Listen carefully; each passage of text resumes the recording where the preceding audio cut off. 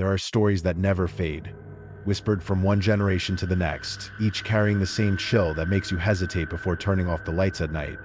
Tonight, I want to share with you 3 true encounters ordinary lives, interrupted by something dark, something unexplainable. From the sound of knocks at midnight, to the stranger waiting by a lonely road, to a voice that calls from beneath the earth, these are experiences you will not forget easily. Watch until the end, and tell me in the comments which story left you sleepless. Don't forget to subscribe for more. Story 1. Knock on the door at midnight. When I was 25, I moved into a small house on the edge of town. My name is Lucas, and at that time I didn't have much money to spend. The place was cheap, and that was the main reason I took it. The landlord admitted it had been empty for several years, but I didn't care. I only saw 4 walls, a roof that didn't leak, and rent that fit into my thin wallet. That was all I thought I needed. The house stood in a quiet neighborhood, far enough from the city to feel isolated, but close enough that I could still drive to work in 15 minutes. The first night was peaceful. I unpacked my few boxes, cooked noodles on the old stove, and sat on the couch scrolling through my phone. Nothing felt strange. Nothing felt wrong. It was just a house.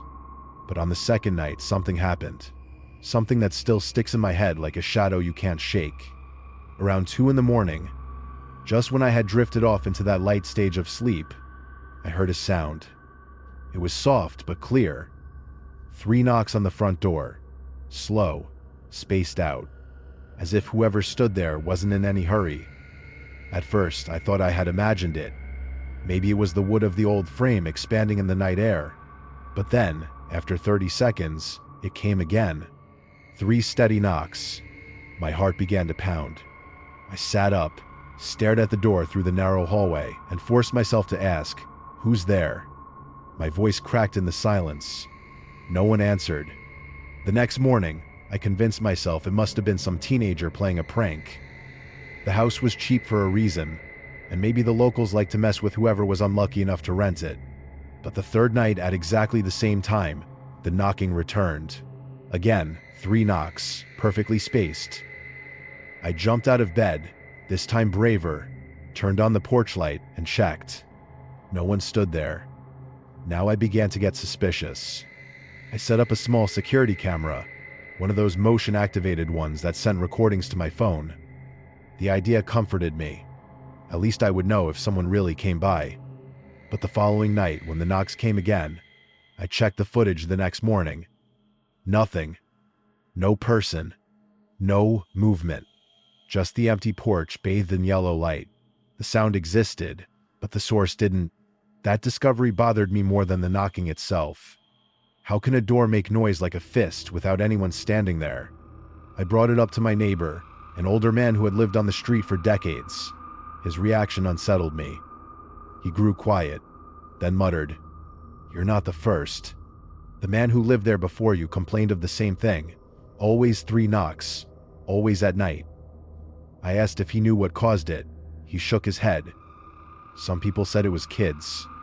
Others thought it was a sign, like a warning.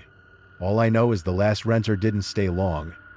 That conversation haunted me more than the sound itself. Because now, the knocks were not random. They were part of a pattern, a history tied to the very walls I lived in. I began to wonder, was I being tested, the way the last tenant had been? Was somewhere something waiting for me to open the door? And that is how it all began. A cheap house, a quiet street, and 3 slow knocks that returned every night as if some invisible visitor refused to leave. For almost a week, the knocking came and went at the same time, always at 2 in the morning, always 3 slow knocks. It pushed me to the edge of my nerves. I was losing sleep, jumping at small noises, and checking the camera footage over and over again, only to find the same result: nothing. Eventually, I made a choice that I still regret. I decided that the next time the knocks came, I would open the door. It was on a Wednesday night. I sat on the couch, staring at the front door with every light in the house turned on. I kept glancing at the clock, watching the minutes crawl closer to 2. My palms were sweating, and I had a baseball bat across my lap, though I wasn't sure if it would help against whoever or whatever was on the other side. At exactly 2:03, the sound began. 3 deliberate knocks, echoing through the hallway. My heart felt like it stopped. Every instinct told me to stay seated, to let the door be, but curiosity burned stronger. I forced myself up, my hand shaking as I reached for the knob. Slowly, I twisted it and pulled the door open just as the final knock landed. The porch was empty. The street beyond was silent. Cold night air spilled into the room, but there was no one there. I exhaled in relief, half laughing at myself, until I heard it again. 3 knocks. But this time, the sound didn't come from the door. It came from inside, behind me. I froze. The knocks were louder now, echoing from the living room. I turned slowly, my stomach twisting. At first I saw nothing, just the dim light falling across the furniture. But then my eyes settled on the far corner of the room, near the old fireplace. A figure stood there. She was tall, her hair hanging wet and stringy over her shoulders, her nightgown stained and yellowed with age. Her skin was pale, almost colorless, and her face looked drained of life, like wax melting from a candle. She didn't move. She didn't speak. She only stared at me, as if she had been waiting for the door to open. I don't remember dropping the bat. I don't even remember locking the door again. All I know is that I ran. I tore out of the house in bare feet, sprinting down the street without looking back. I didn't stop until I reached the small gas station a mile away, where the clerk looked at me like I had lost my mind. Maybe I had. I never returned to that house. I left my things behind, told the landlord he could keep the deposit, and found another place within the week. People asked me why I moved so suddenly, and I never gave a straight answer. But I couldn't forget that figure, standing in the corner, watching me after the knocks shifted from outside to in. Later, I did some digging. I spoke again with the older neighbor, the one who hinted the house had a history. After enough hesitation, he finally told me what he knew. Years ago, a woman lived in that very house. One night, a fire broke out in the kitchen. She tried to escape, but the front door jammed shut. They found her body pressed against it, her fists bruised and bloodied from pounding against the wood. 3 times, over and over. From then on, people said the house carried her imprint, that anyone foolish enough to live there would eventually hear her knocking, asking for help, reliving the moment of her death. To this day, that house still sits on the corner, its windows dark, its rent cheap, and the locals have a name for it. They call it the House of 3 Knocks. Story 2. The Blue Truck. When I was a child, I lived in the countryside with my older brother. Life there was simple. Most days we ran across the fields, climbed trees, and wandered down dirt roads without a second thought. Everyone knew everyone, and it felt safe. At least that's what we believed back then. One summer afternoon, while walking home from the small store at the edge of town, we noticed something unusual. Parked near the tree line, half hidden by tall grass, was an old blue pickup truck. Rust clung to its doors, and the paint had faded under years of Sunday. At first we thought nothing of it. Cars sometimes broke down along the road. But the strange part was that the truck didn't move. The next day, it was there again. And the day after that, too. Always in the same spot. It wasn't until the 3rd day that we saw the driver. A man, maybe in his late 40s, sat inside with both hands resting on the steering wheel. He wore a baseball cap pulled low over his face. When he saw us walking, he rolled down the window and called out in a cheerful voice, "Hey kids, come here a second. I've got candy, toys, whatever you like." My brother froze. I could feel the tension in the way his hand clamped around my arm. Even at that age, I knew something felt wrong. The man's tone was too friendly, almost rehearsed. His eyes, barely visible under the cap, never blinked as he stared at us. My brother tugged me away, whispering under his breath, "Don't answer him. Just keep walking." We did. We walked fast, pretending not to hear, our backs burning under the weight of his stare. I hoped that would be the end of it. But it wasn't. Over the next week, the blue truck appeared again and again, always near the same bend in the road. Some days the man waved. Other days, he leaned against the truck smoking, waiting like he had all the time in the world. No matter what, he never took his eyes off us. The uneasiness grew heavier. I started dreading the walk home, counting every step until we reached the safety of our yard. Then one evening, as the sun dipped low and the fields glowed gold, the man did something different. This time he didn't just wave, he opened the door and stepped out. His movements were slow, deliberate, as if he didn't want to scare us yet. That only made it worse. He smiled, showing teeth that didn't match the friendliness in his voice. "You kids want a ride? I can take you home. Hop in the back, it'll be fun." I froze, caught between fear and confusion. For a moment, part of me almost believed him. Maybe he really was just being kind. But my brother didn't hesitate. He grabbed my wrist hard and pulled me, almost dragging me down the road. "Number, don't look back," he hissed. Behind us, I heard the sound of his footsteps crunching against the gravel. Then the slam of the truck door, followed by the engine roaring to life. The tires rolled slowly at first, matching our pace, then faster, as if he wanted to see how we'd react. My chest tightened, and I felt tears in my eyes. We sprinted, stumbling over the dirt path, until the lights of a neighbor's farmhouse came into view. Only then did the truck turn, kicking up dust as it disappeared into the trees. We told the adults what happened, but by the time anyone checked, the truck was gone. For weeks after, I still expected to see that faded blue paint waiting for us on the road. And even now, years later, I wonder what would have happened if my brother hadn't pulled me away, if I had taken one step closer to that man's open door. Because sometimes, evil doesn't come with a monster's face. Sometimes, it sits quietly in a blue truck at the edge of a field, smiling and waiting for you to make the wrong choice. The moment my brother yanked me forward, I knew we had to run. Our feet pounded against the dirt road, each step filled with panic. Behind us came the sharp slam of a door, followed by the roar of an engine. The sound cut through the quiet fields, like a predator's growl. The man was no longer waiting. He was chasing. I could hear the truck creeping closer, the crunch of gravel under heavy tires, the hum of the motor rising and falling as if he was matching our pace, playing with us. My brother shouted at me not to stop, his grip tight on my wrist, pulling me even when my legs felt like they might give out. I dared one glance back. The headlights flared, blinding me for a split second, and in that moment I understood if he wanted to catch us, he could. He was toying with us, seeing how far we would go. The road bent sharply ahead, and beyond it stood the familiar outline of a neighbor's farmhouse. Yellow light glowed in the windows, a sign of safety. My brother dragged me toward it with everything he had. Just as we reached the yard, I heard the truck accelerate, gravel spraying, and then silence. By the time we burst through the gate and pounded on the door, the field behind us was empty. The blue truck had vanished as if it had never been there. Our neighbor, startled and confused, listened as my brother explained between gasps for air.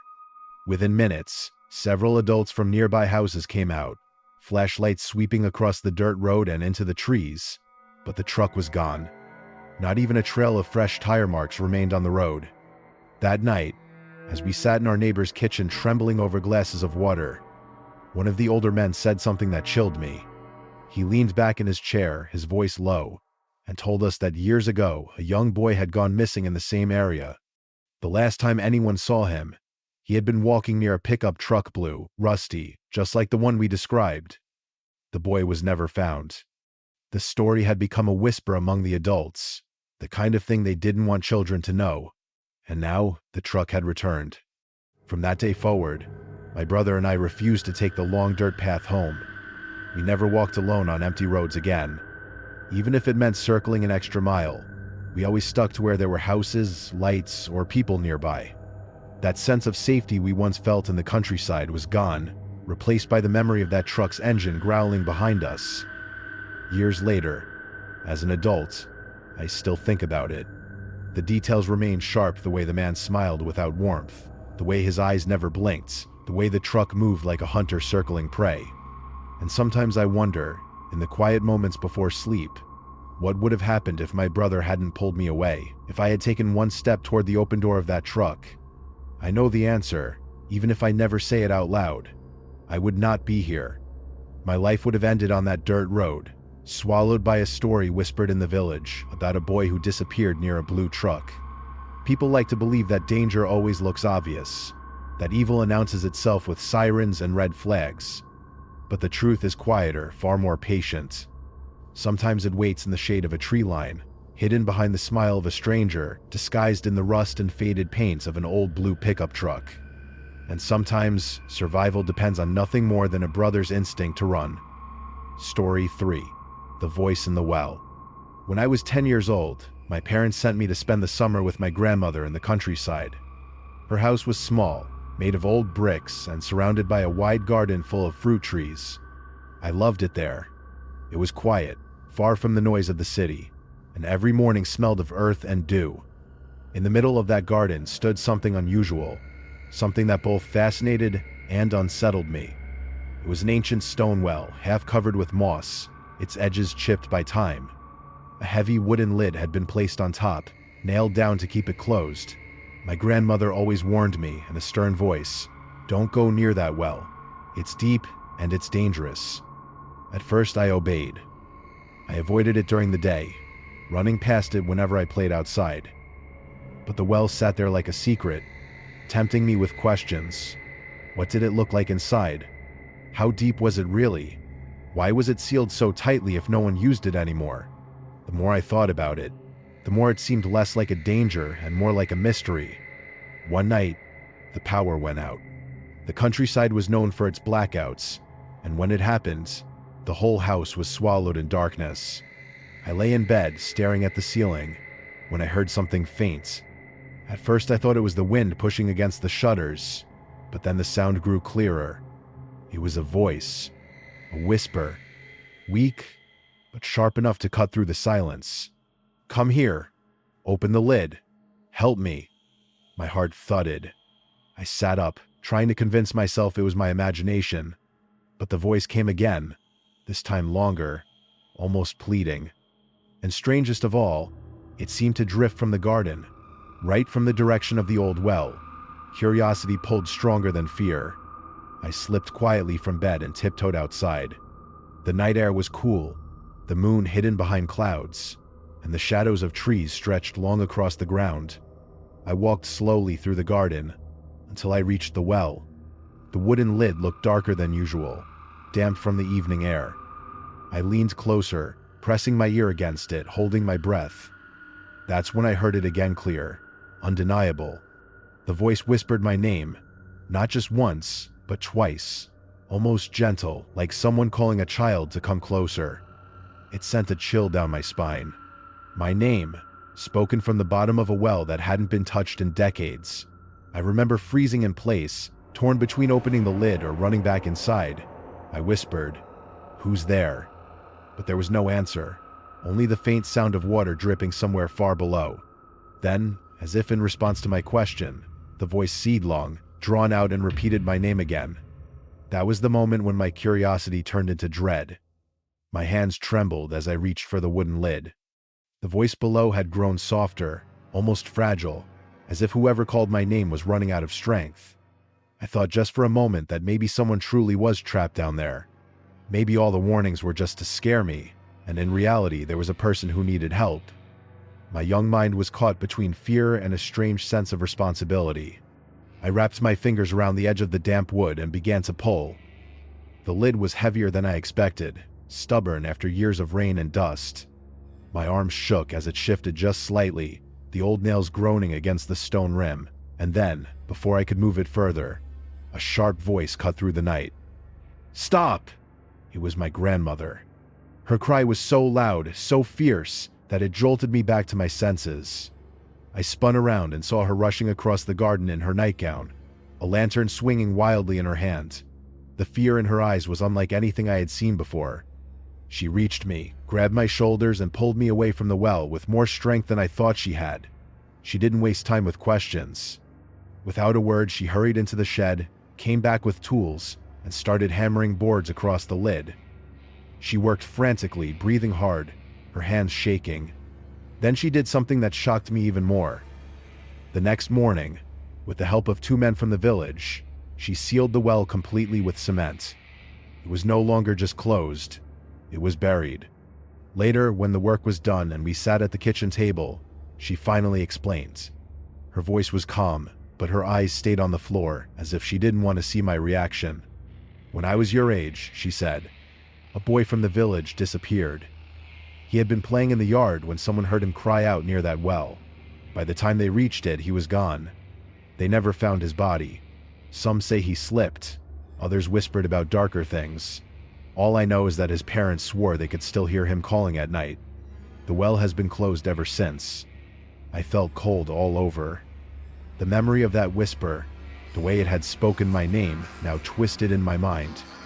Was it truly that boy's voice, trapped for decades in the dark?